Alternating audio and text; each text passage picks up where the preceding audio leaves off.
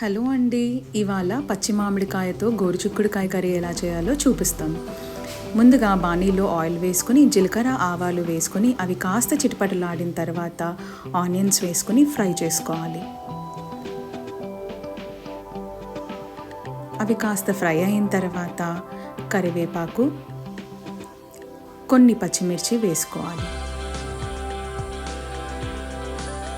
అవి బ్రౌన్ కలర్లో వచ్చాక కొన్ని పచ్చి మామిడికాయ పీసెస్ అందులో వేసుకుని కలుపుకోవాలి. ఆ తర్వాత మిక్సీ జార్లో వేయించిన పల్లీలు, కొన్ని వెల్లుల్లి ముక్కలు, కొంచెం కారం, కొంచెం ఉప్పు వేసుకుని పేస్ట్ చేసుకోవాలి. ఆ తర్వాత ఉడకపెట్టిన గోరుచిక్కుడు బాణీలో వేసి కలుపుకోవాలి. ఆ తర్వాత మూత పెట్టేసి మగ్గనివ్వాలి. మగ్గిన తర్వాత పసుపు, అల్లం వెల్లుల్లి పేస్ట్ వేసి కాసేపు కలుపుకొని మూత పెట్టుకొని కాసేపు మగ్గనివ్వాలి.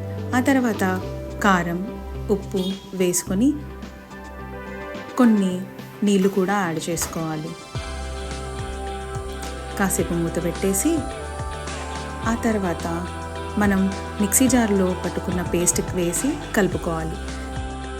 లాస్ట్లో ధనియాల పొడి వేసి కాసేపు కలుపుకొని మూత పెట్టేసి కొన్ని వాటర్ యాడ్ చేసుకొని మూత పెట్టేయాలి.